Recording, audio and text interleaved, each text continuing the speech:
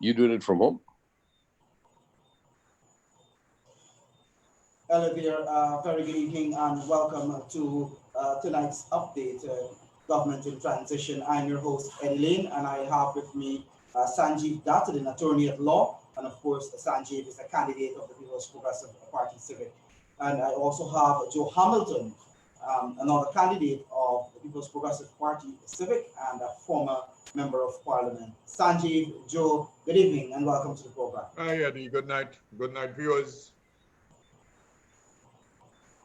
Sanjeev, you're muted. Yes. Good evening, Eddie. Good evening, Joe. Good evening to your viewers and your listeners across Guyana. A pleasure to be here. All right, I want to get straight into this program because we're seeing a lot of evidence. This is what you call hard evidence, Joe and Sanjeev, coming out with regards to positions taken. We've had the one with Lowenfield in 2015, where he himself said, it is almost impossible. Matter of fact, he said it's impossible for voter impersonation. We are now seeing by his own admittance, he is saying that he is really a creature of the Guyana Elections Commission, and therefore any action of him must be based on directives of the Guyana Elections Commission, the commission and its chair. So what I'll probably do is maybe I should start with this video, and then maybe we can get into some discussions on this. So let me just pull this up quickly so that we can start with the video. Let me see what is happening here, because I think it might be interesting for us to have a look at the I don't want to call it hypocrisy, but to have a look at I think I need to remind sometimes that this agency, I think I need to remind sometimes that this agency, this constitutional agency, established constitutionally Article 161, speaks very clearly to establish chairman and to the members of that commission and their responsibility. The commission shall be responsible for the efficient conduct of elections, as well as regional, local elections, and for the conduct of registration in Guyana. The commission, by order, instructs the chief elections officer for the conduct of all these steps. They are contained in the Constitution, where the commission shall direct the secretariat. So it's not a creation of an attitude on the part of the CEO that he will have to be provided with guidance. Constitution says in writing, we have ministerial meetings, we have ministers do his meetings. That says the chief elections officer, the directions of the commission, which is membership is contained in commission. So they direct, move, don't move, act, don't act, as is contained in the Constitution.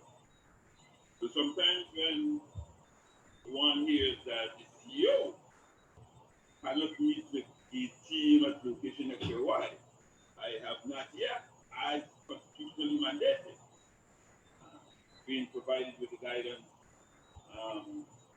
from the commission, chairman and commission. So I think we need to understand that from straight. One needs to understand context here.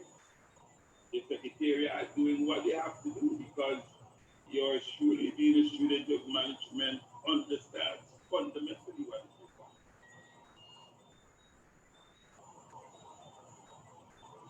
So, gentlemen, those are the words of Keith Lowenfield. He went through the paces. He explained that and confirmed that he can only act based on instructions from the commission. I'm going to start with you, Joe, and then I bring Sanjeev in. No, my recollection is that was February. Remember, the no confidence motion was in December, and the issue came up at that time about why he wasn't activating the secretariat to prepare for elections that should be held in 3 months. And therefore his escape hatch was that, listen, I as CEO couldn't move forward unless I am instructed by the commission to do same. Eddie, you would also recall, and viewers, at that time, the chairman of the commission was one James Patterson, who is one of the conspirators going back in time. And therefore, Lowenfield and Patterson was conspiring at a time where Patterson was refusing to instruct him, and Lowenfield, on the other hand, was saying, I am waiting for instructions from Patterson. When the fact is, they didn't want to keep the deadline of the election that should have been held based on the Constitution in 3 months. So that is what, but we are not in doubt, and we were never in doubt, that is the People's Progressive Party Civic, that Lowenfield is a creature of the Guyana Elections Commission. And I can go further to make the point that Lowenfield is just a utensil of the Guyana Elections Commission. That can be disposed of at any time. You know, people got this view that the CEO is is permanent, like the commissioners. That is not so. The commissioners, of course, something we have to look at when we are dealing with the issue of reformation of the commission. The commission are there for life. It's only their own resignation or death can cause them to stop being a commissioner. That is not so with the chief executive officer and all the other people in the secretariat. You'll recall also, viewers, when Claudette Singh took over as chair of GCOM, Lowenfield contract was up. So this thing about he is there in some permanence, that is not so. And the chair at that time, she voted to keep him because she indicated that she needed the historical knowledge to help her in her work. And so that is, Eddie, that is what this despicable man does. When it suits him, he says things. And the other video that we have, when he was saying that it is impossible to impersonate, remember at that time Granger, they won the elections. So he was protecting them from any conversation about irregularity. This time they lost the elections.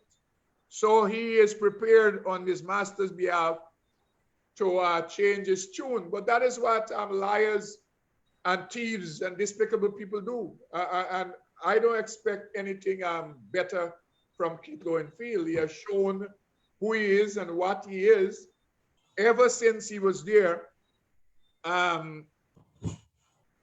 the auspices of Patterson.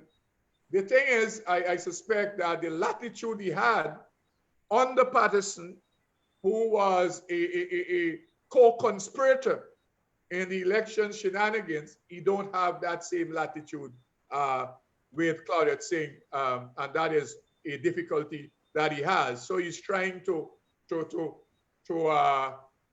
force himself, so to speak, on the commission by suggesting that his word carried the day, which is total baloney.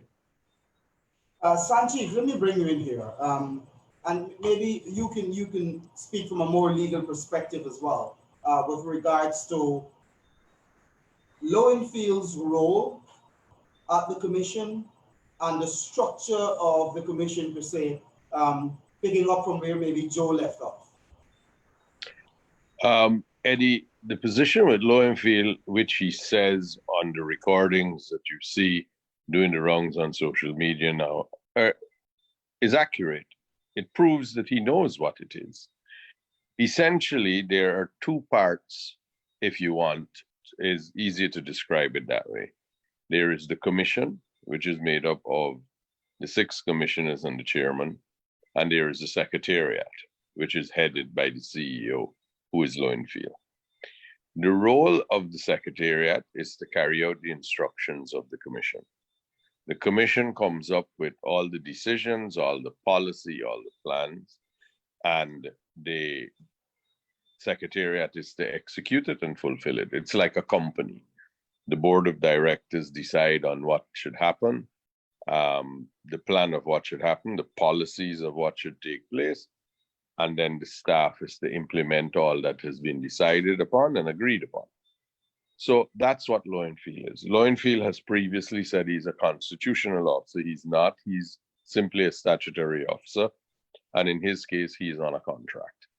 So he has, as Joe was explaining, he has no security of tenure like the individuals who are commissioners and the chairman have. Now, all of that you have to take into the point of view of what he's been saying now versus what he said a year ago and in 2015. Those are the recordings that we're seeing. It is obvious that Mr. Lowenfield knows his role.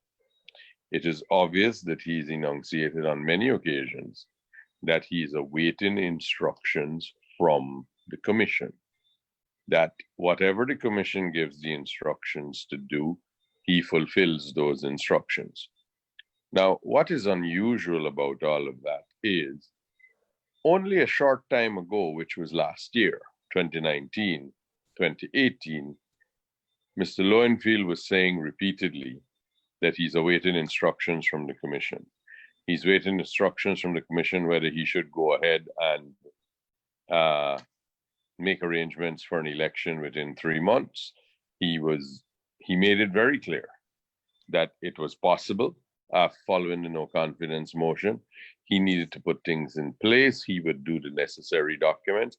He even went so far to say to one reporter that GCOM is always ready. Whatever is the position and whatever the instruction, they have the necessary things in place to execute as soon as possible, and they have a time frame worked out for everything they do. Now, it is obvious that he recognizes this. How has he forgotten now that what he has done in terms of now it is that he wants to decide what's valid and invalid votes? He put that in a report. The commission, the chairwoman of the commission, has instructed him that he's to do certain things, which is he must produce his report based on the recount data. Now, he didn't do that because he's produced a report to that effect, but he didn't do that. And he is saying that he is a constitutional officer and he's entitled to do that. Well, we know he's not a constitutional officer, and he's certainly not entitled to do what he wants. Now, this is a dangerous path that he is treading, because we saw 2 charges that came up in the court today, and they've been ordered to be served. We saw this evening a 3rd charge has been laid against Mr. Lowenfield. And from what I understand, there are more charges. More people are coming forward to lay charges against Mr. Lowenfield. He can't take this lightly. These charges are common law conspiracies, and they carry imprisonment for substantial amount of time, maximum being life imprisonment. But if we just look at what those charges are very, very simple. Anyone that's been following what's going on The misconduct in public office is easy. You're a public officer. You're supposed to conduct yourself in accordance with the law and the rules applicable to your status and position. He has clearly not been doing that. The other conspiracy charge that he has is about committing fraud. Now, you have to understand why these things are looming large in his activities. If you look at what he did, we all know that Mr. Lowenfield has repeatedly made public statements that he receives the SOPs coming in on election night. And his office is running a tabulation of what all the SOPs are, so that he would have figures as to what the numbers should actually come up to. This is what Mr. Lowenfield does. This is what the CEO, in fact, does every election. These are the ones that, you know, they say that the commissioners get copies and they initially, these are all part of all that process. However, if that is true, which is what he said repeatedly, then he would have known when Mr. Mingo went on a frolic of his own. He would have known when Mr. Mingo went to the fantasy numbers. And he should have not produced a report or supported that. He should have stood up and said, well, I am a public officer. I have a duty to the public. I have these SOPs, and here they are. These numbers do not match my numbers. But as I understand it, and if we go by what's in the public domain in the media, is he stopped that counting process of his own SOPs, or he's alleging that he did. If he did, why would you do that? When you saw what was going on in relation to Mingo, when you saw the troubles that were arising in relation to Mingo, no responsible chief elections officer would have taken it upon himself to stop. You would have said, we need to work faster. We need to get to the bottom of this so I am informed and I am advised, and I can make and advise the commission. I can make decisions and advise the commission as to what is going on and what is the best course available to them. So the charges that he has against him, coupled with the fact that he has demonstrated in his own words and in his own language what his roles and functions are, and he has demonstrated that he has full knowledge of what is going on, then you juxtapose that with the recount data that has been produced, that the whole world has seen live, and the reports that he has produced. And you will realize that what he has done is he has gone along with the Mingo numbers in the first place. And secondly, he has gone along a path similar to others who have set about trying to undermine, fiddle with, and interfere with the numbers that have been obtained at the recount, which are the true numbers and reflective of the will of the Guyanese people. That's what CARICOM report was. So for Mr. Lowenfield to now all of a sudden develop convenient amnesia, he went so far to say that he was a student of management. And that's what good management meant. You awaited your instructions from your board, in this case, the commission, and you carried it out. Now, he's apparently been doing that all the time before, so he's well aware of it. But on this particular occasion, when he's been given an instruction, he sees it differently. He would be well advised to do what he needs to do, and those who might be encouraging or conspiring with him are not the ones who are going to stand in that dock when that trial is going on. He would be well advised to simply carry out his functions in accordance with law, which he clearly appreciates. He understands what it is. So one can only hope. Thanks, Sanjeev. And Sanjeev, when you look at the two contrasting positions, the position taken then, maybe that was when he was in his professional mode. And I think he has now moved into the mode of being a politician. Because I think most people would have seen Lowenfield as a person trying to wear two hats. I think, Joe, you keep making this point over and over on other programs, that Lowenfield seemed to be wearing two hats. one as the chief elections officer and another hat as a politician. Sanjeev, you touched on those charges, and I understand that they carry some serious penalties. I think life in prison.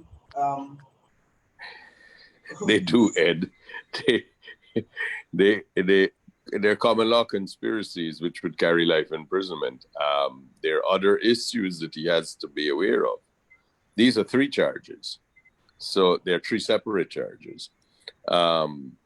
Convictions, the rules of sentencing, and the rules that would apply is if you've been on your first conviction, you're likely to have a more lenient sentence. Second time, you're a repeat offender, but a double repeat offender, you are running closer and closer to the maximum that you can get.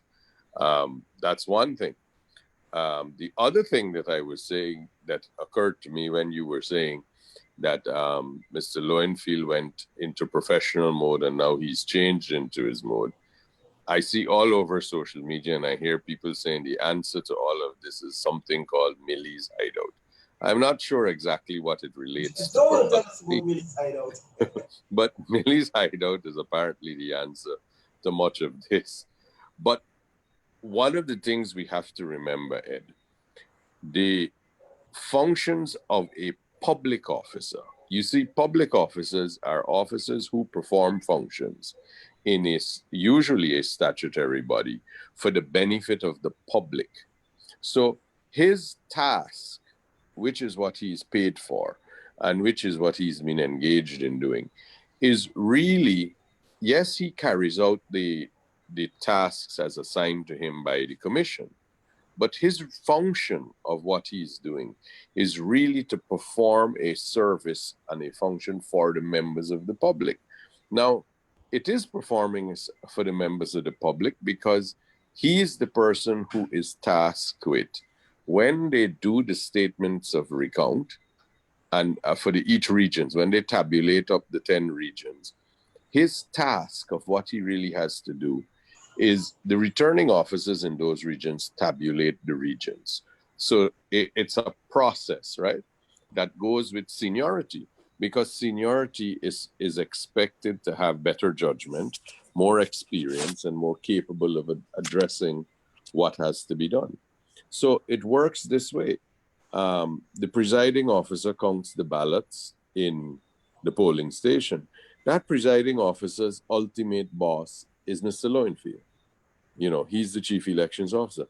But then the presiding officer reports of what they have done. So the presiding officer counts the votes, and put them all there by boxes. Then the returning officer counts the boxes and put them all in regions. And then the chief executive officer, who is the ultimate boss again of all the returning officers, he then counts the regions and he gives you what the country is. So he has a specific role to play. He can't go below where he is. From this perspective, Sanjeev, sorry to cut you here, but from this perspective, this is almost helping to define what he needs to present to the commission, I suspect. Yes, because you see, he can't go below into the ballot boxes where the presiding officers were engaged, and he can't go into the regional things where the returning officers were engaged in doing the calculation and counts. His job is really to take the 10 regions. That's all. He can't go and interfere with the other ones, because if you look at ROPA, the Representation of People Act, the presiding officer also is a statutory officer and has statutory functions, which he can't impinge on. He is the boss in terms of the secretariat. He is the superior. He is the person they answer to in the chain of command. Then so it's the presiding officer, the returning officer, then the chief executive officer. But now he can't tell them what to do, because the returning officer is similarly, in the Representation of the People's Act, a statutory officer who has statutory functions that them alone can do. So what Lowenfield is doing with this foolish report that he comes up with to take away 115,000 votes, he has interfered with the polling officer's tasks he's interfered with the returning officer's tasks. We don't know which boxes and which region these things are from, specifically because he just feels he doesn't even need to give an explanation for that. Not that he had any power to do it, even if he has an explanation. He has no authority. But what he is trying to say, that if in his mind, the polling officer or the returning officer has some problem, he has some residual power to fix all of it. Nonsense. Total and utter nonsense. His job is to count the regions, the 10 regions, and tell the chairman and the commission, these are the totals. I want to bring in Joe here because Joe, you have the experience of GCOM. You played a role, I think, many years ago with regards to the whole setup of GCOM itself. But I don't want us to go too far back into the past, because the fact of the matter is what we have before us is fraud by low and feel. But picking up from where Sanjeev would have left off there, Joe, with your institutional knowledge of the system. Two issues I would want to point to. If you recall, sometime at election preparation, very close to elections, the People's Progressive Party Civic asked to see the chairman and the commissioners. There were two fundamental issues that we needed to ensure the commission via its chairperson clarified. One, if you recall, the major issue with the conspiracy of Lowenfield and Myers and team, when on the Lower East Coast, specifically the Monrepo, Lusickdan area, they sought to put in Monrepo 7,000 people in one school, if you recall that issue. And that was a way of attempting to disenfranchise people, because they, as a school, didn't have the egress and ingress for a fruit flow of 7,000 electors. We sought to say to the chairperson that you have to ensure that we have more polling stations in that community. Lowenfield at that time, and Sanjeev is so right, when we pressed him at a meeting, he said as much as Zulfikar spoke to him, he couldn't act because he needed to be instructed by the commission to establish more polling places in the Monrepo's area. And the other important issue that Sanjeev raised was what had been happening on the Surge Valley is that Lowenfield or the Secretariat over those periods in the election usurped the authority of the returning officers. And that is the reason why we used to have all of the problems, because it was the Secretariat who was seeking to churn out information to the public utilizing statements of polls, when they should not be doing that.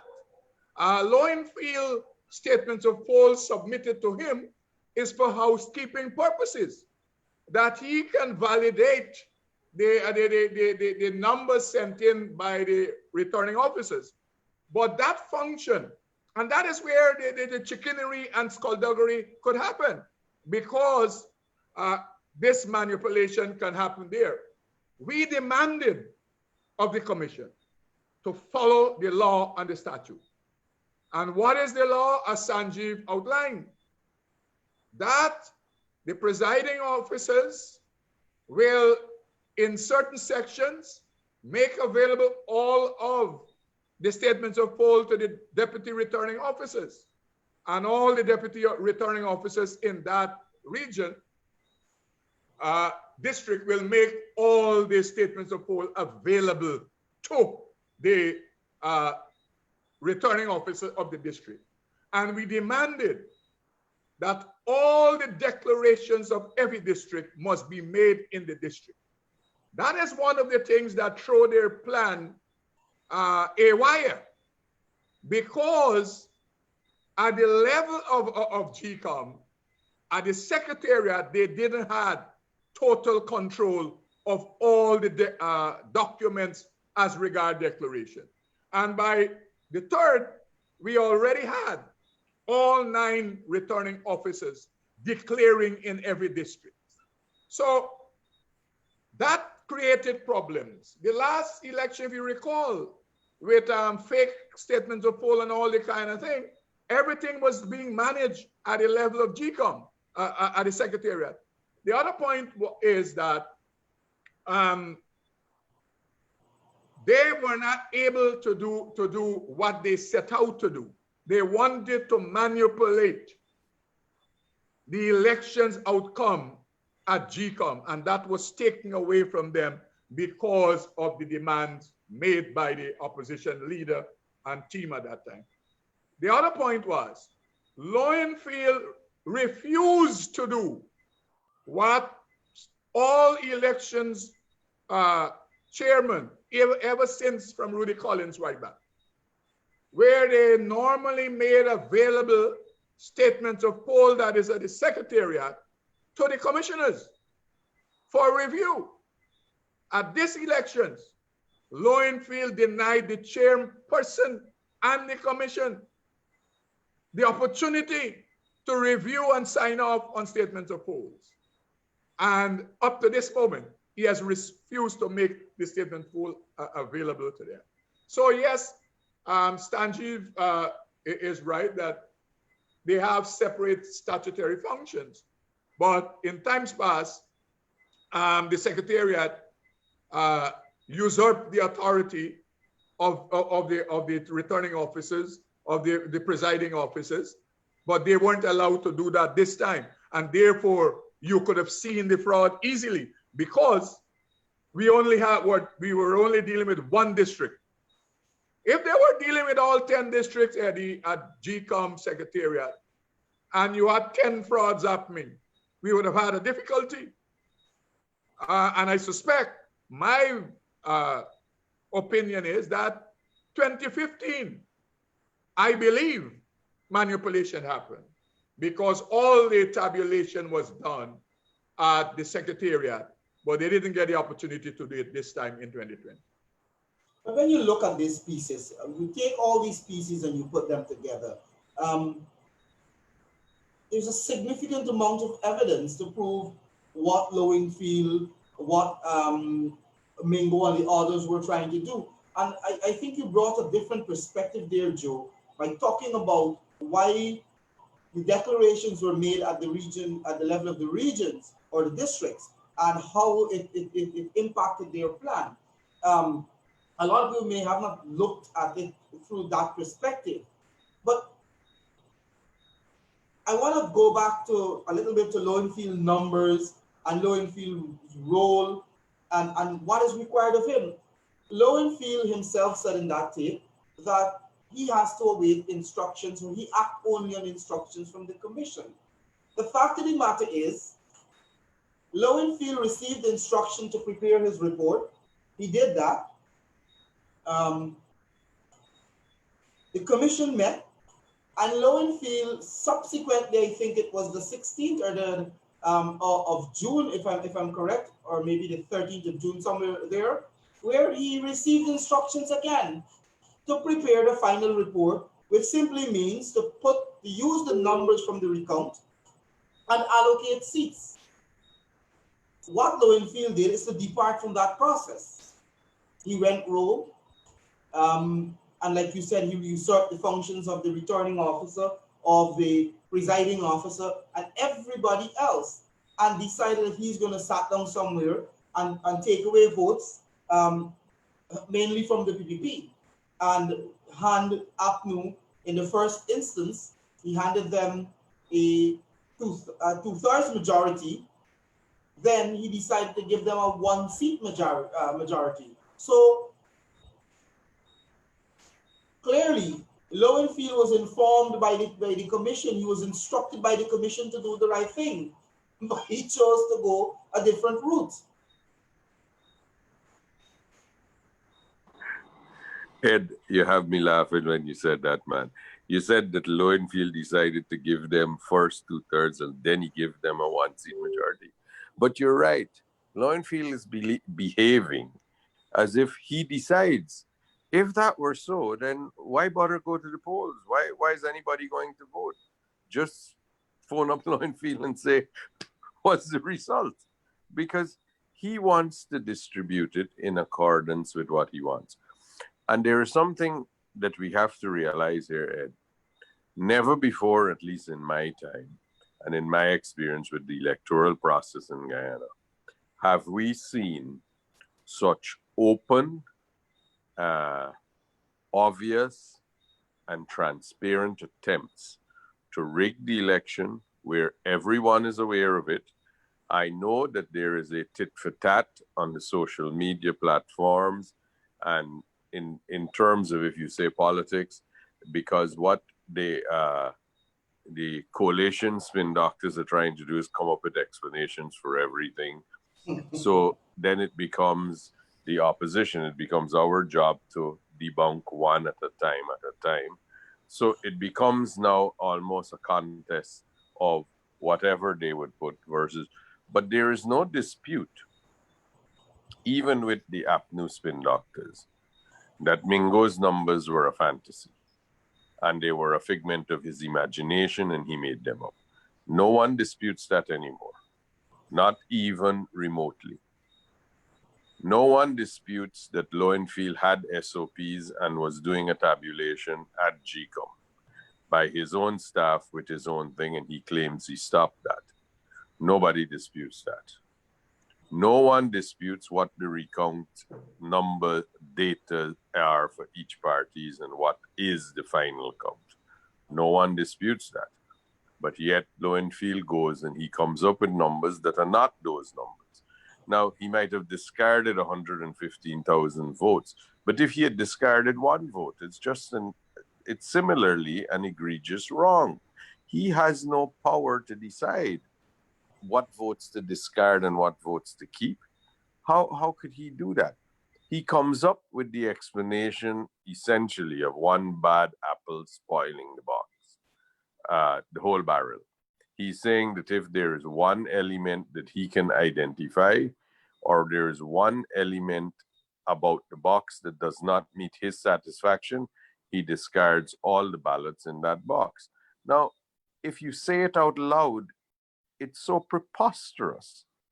I mean, how could you embark upon something like that with no power or ability to do any of that? How would he conduct these evaluations that he alleges? You hear the judges in the Court of Appeal saying about quantitative and qualitative. It doesn't matter which one it is, whether it's quantitative or qualitative. What his task was and what his only task is to do a tabulation and to put it together. Now, if he is refusing to do that, we all know that the commission has the power. The question that is more important than what can the commission do if he refuses to do what he is doing, the more important question to me is, why is he choosing to do that? Why is he choosing not to follow the recount data? Why is he choosing not to tabulate his SOPs? And why is he choosing to discard 115,000 votes?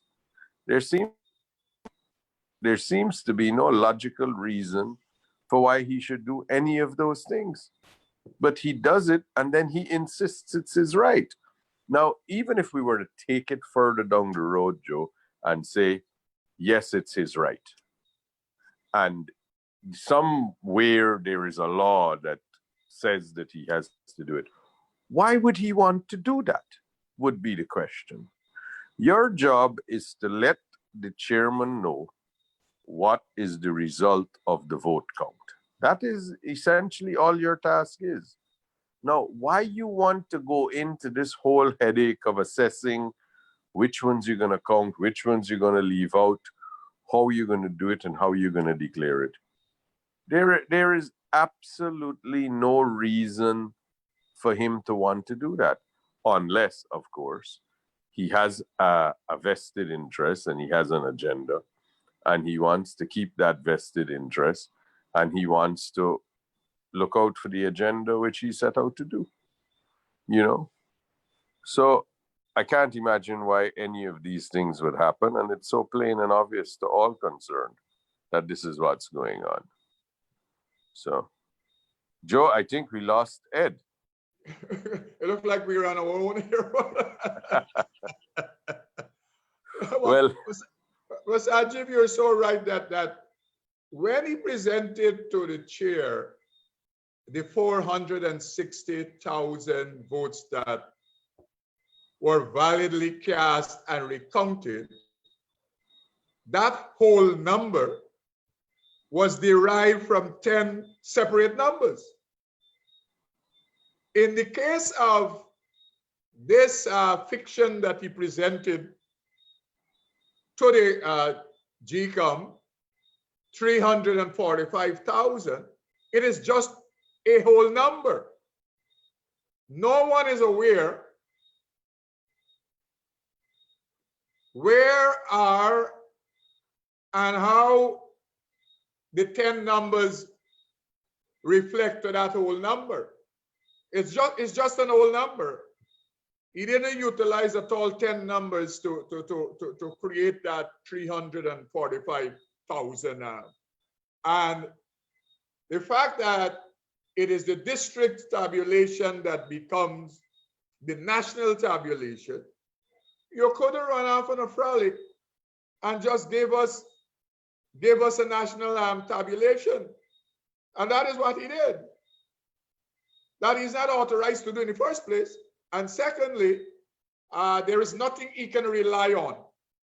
In the case of the 460,000 votes coming out of the recount, he can rely on the 10 tabulation certificate signed on to by his coordinators for the district. In this case, apparently he has created his own numbers, even at the level of the district, to come up with his whole number. But he hasn't said that. But the point is, all he presents is a whole number, and we're yet to know where he got it from. There's no explanation about it, and of course, he attempted to utilize the decision coming out of the Court of Appeal to make his judgment and to make his call and to present that the fiction that he presented to the commission a couple of weeks ago. But Joe, we recall that what happened with the Court of Appeal proceedings, I know the matter is before the CCJ, and barring the obvious things that have been said about it, it would be best if we refrain. I am involved and wouldn't want to speak about matters in too much detail about what's going on in the court. But we would recall that it was in media and it was all over social media that Mr. Harman's attorneys pointed out quite rightly that there was nothing that would be, or there was nothing that was in the judgment to give any guidance or clarity as to what was a valid vote. So what guidance did he receive? Begs the answer. The other issue that I guess we have that comes out of that, which to me is even a little bit more troublesome, is we have seen since Wednesday an escalation and an advancement in the sanctions discussion, and the movement towards sanctions are now more direct and ongoing. And Mr. Lowenfield surely has to know that when the Secretary of State of the United States says all those who are involved or associated or benefiting from the rigging of the elections are going to face sanctions, he must realize that he places himself not only in the criminal law in Guyana, but he poses a problem with proceeding with suffering from international sanctions from thing. Now, why would a man want to put himself through so much and to have to deal with so much issues relating to charges, relating to sanctions, when all he really has to do is do his job? If he does his job in the spirit and the letter of the law, which governs him, then it would be a rather straightforward process. He wouldn't be having to worry about going to a court. He wouldn't have to be worrying about being the subject of sanctions. And as I said before, from my understanding, there are more proceedings that are going to be filed. More people are coming forward, and they want to file charges against Mr. Mingo and Mr. Lowenfield because they feel that there was some sort of a conspiracy between them to defeat the will of the people, you know. Sanjeev, But these sanctions, quickly, if you can touch on to guide viewers.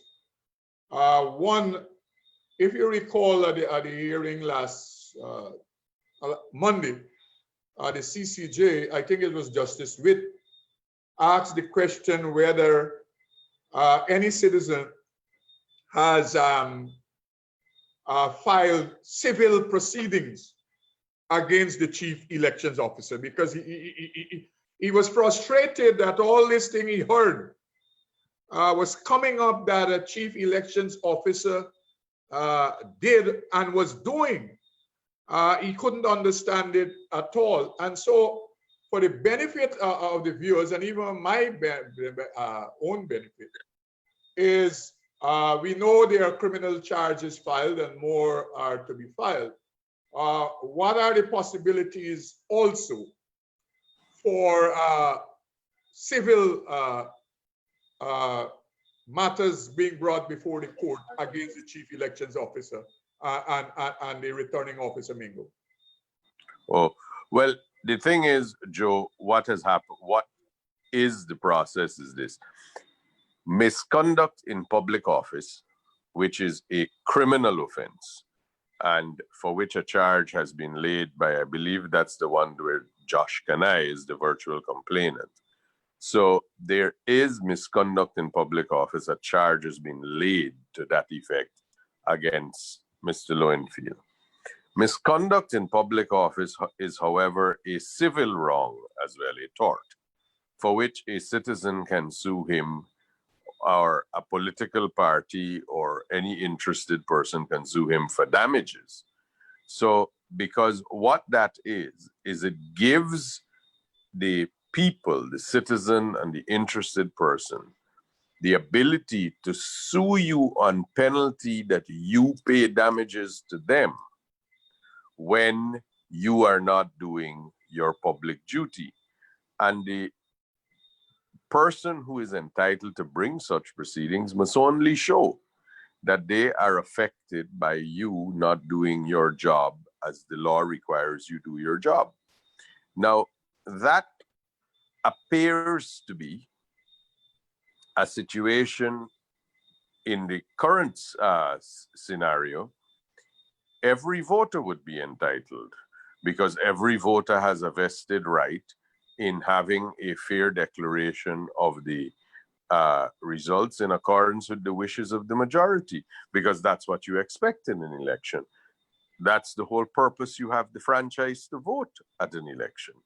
So for Lowenfield to again embark on a process that he is, and for Mingo to embark on the process that they did, knowing fully well that citizens can come forward and sue them personally for damages, it's a really dangerous, they're treading on very thin ice, because they might open themselves up to so much civil liability as well as criminal liability.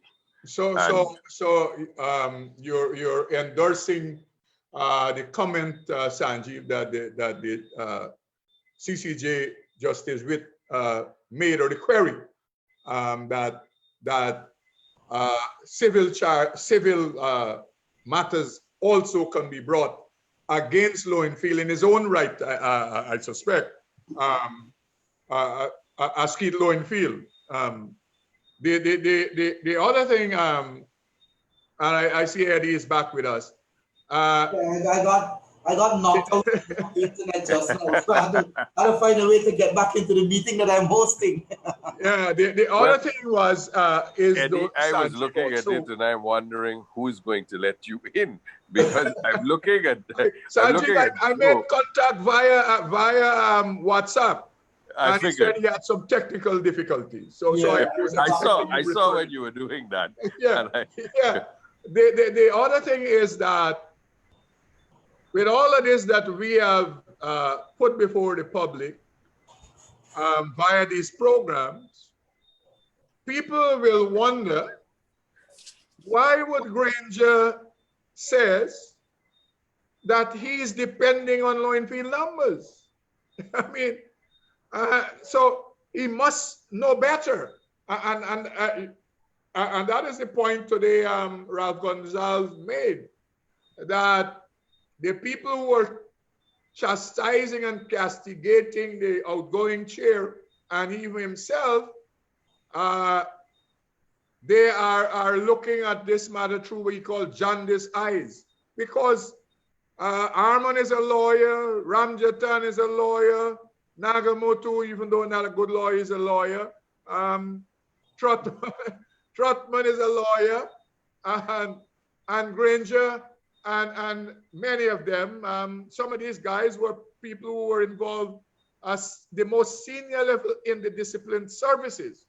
So they must know better.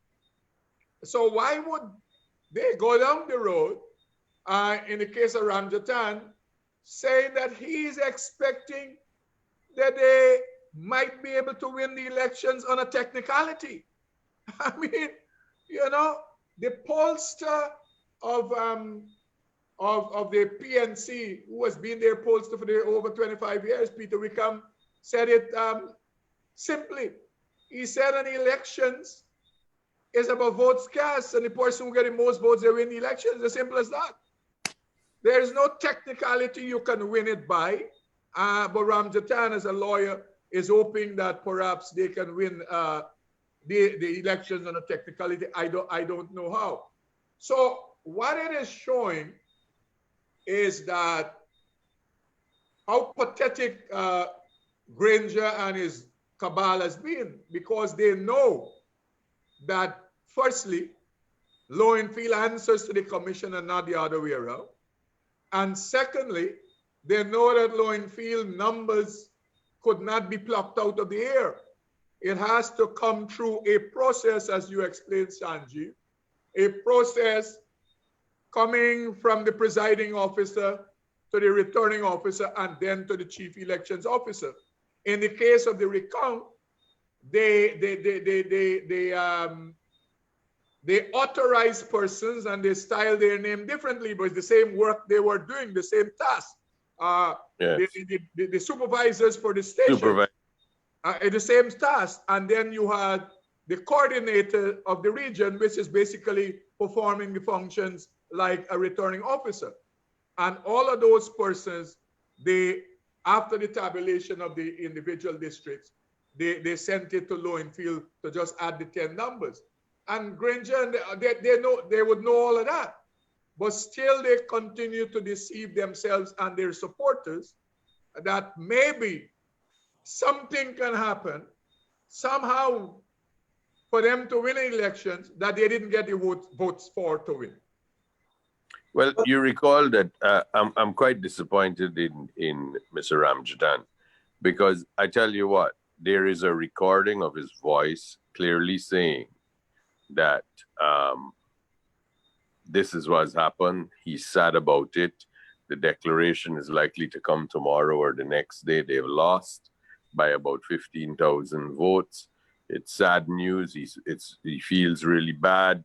It's one of his worst days ever. That serving as a minister was the best thing he did. He went through the whole thing. He denied it immediately afterwards that day. He denied it later, saying he never said that. Then, of course, the recording was made public.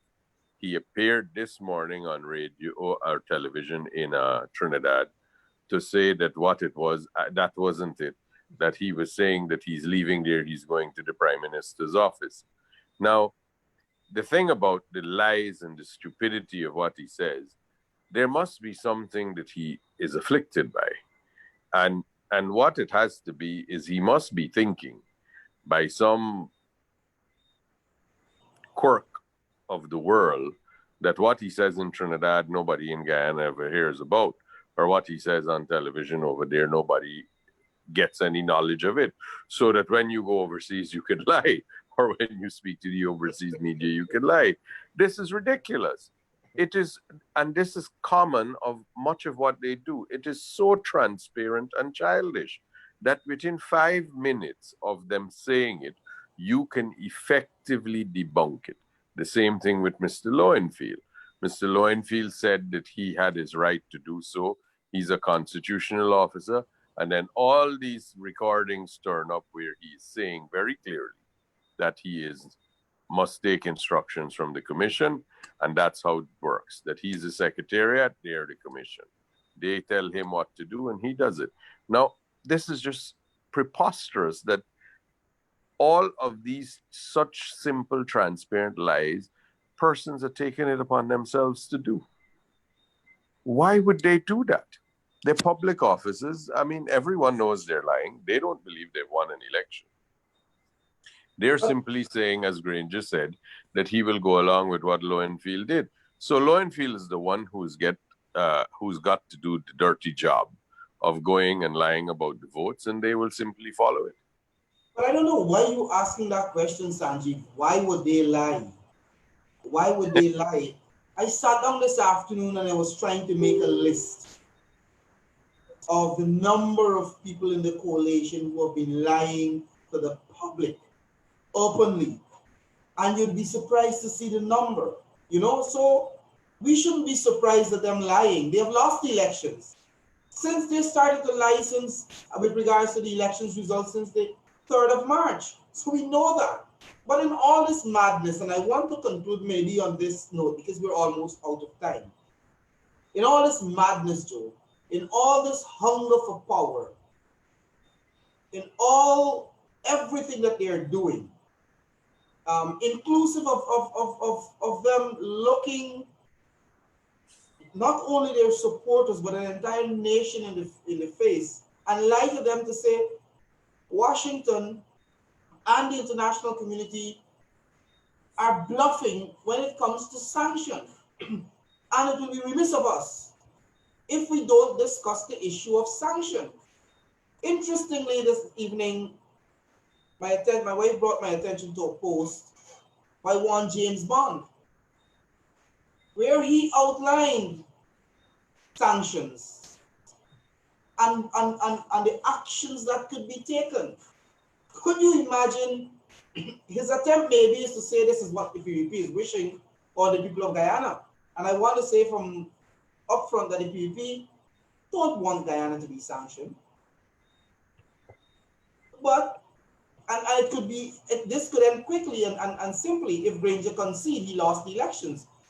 But excuse me, I was looking at the list and he outlined sanctions, the various forms that it would take.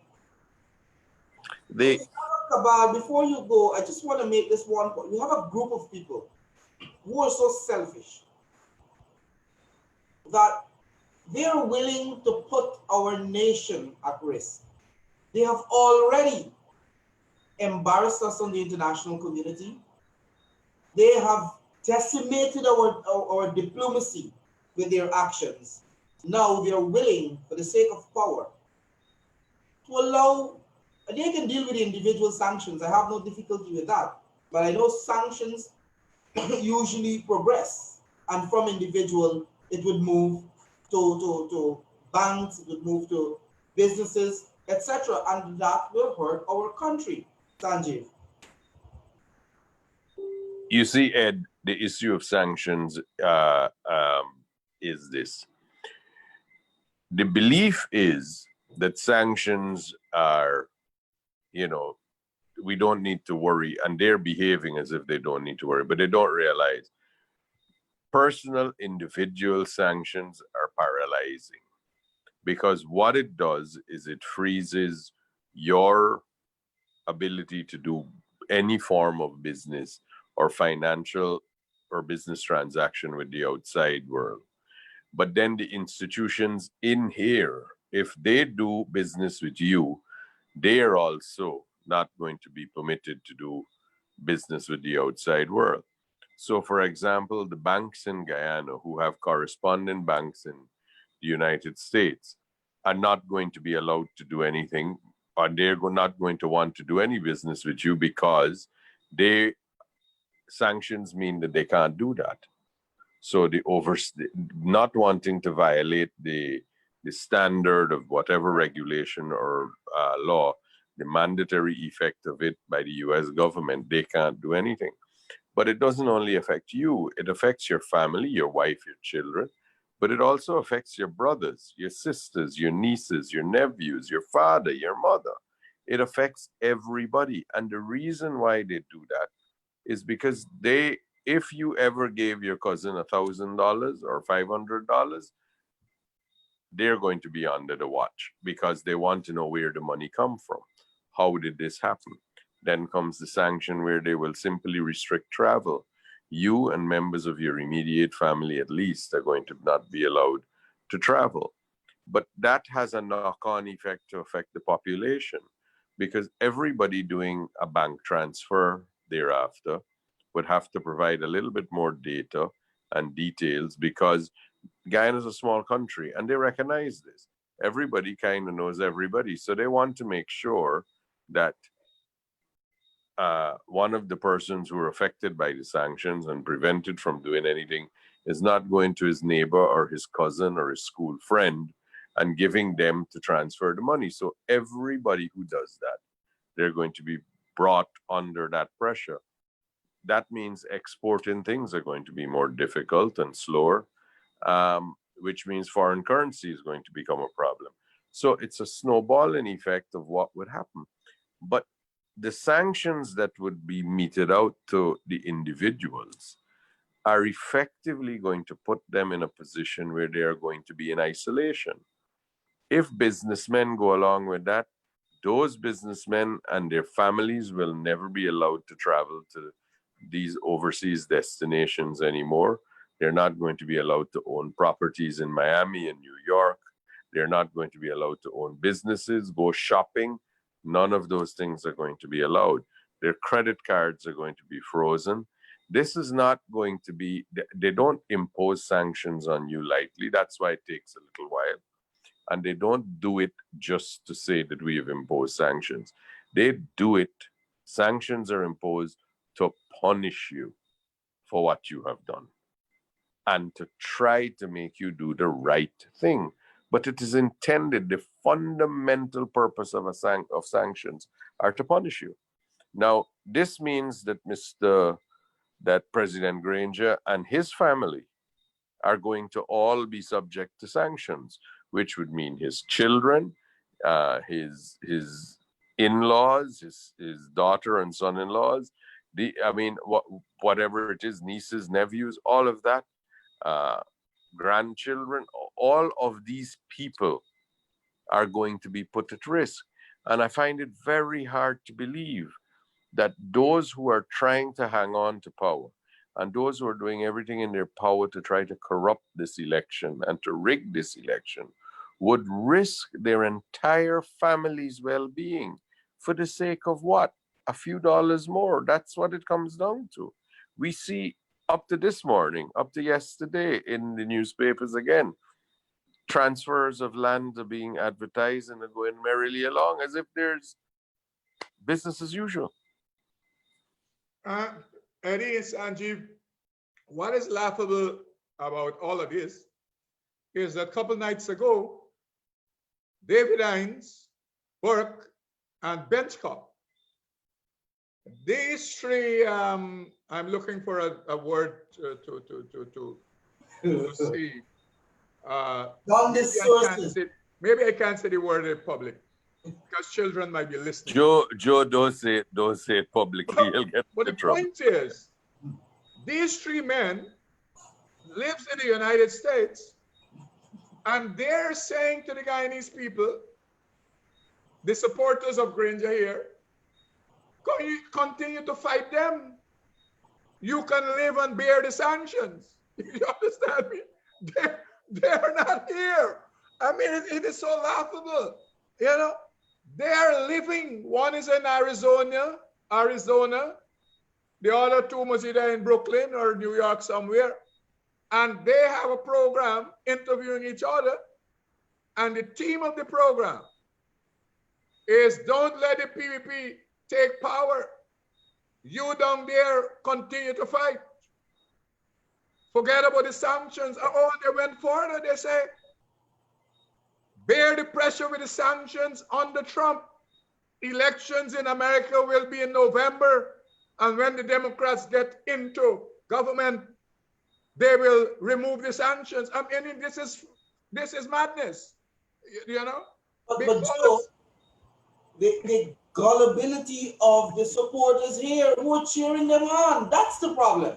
You know, it is trying to suggest to the ignoramuses that American policy does not transcend political establishment and political parties. Better look to Cuba.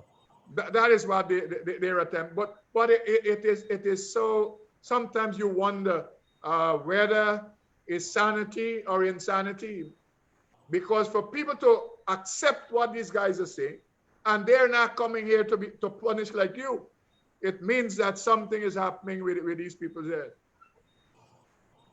Yeah, and I agree with you. We're gonna wrap up now, but and you have people here are cheering them on. They say we're with you, we're with you, and that is part of our problem. The people who are stoking the fire, the people who are trying to, who are coming up with all the divisive rhetoric, the people who are inciting, are the ones who are living comfortable. Many of them are living comfortably in their basements in Brooklyn or somewhere, and that's the problem.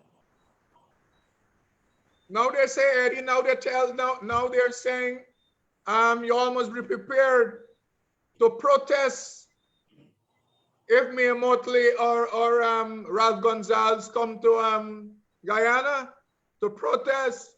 Some of these madmen, they have said, time to leave CARICOM.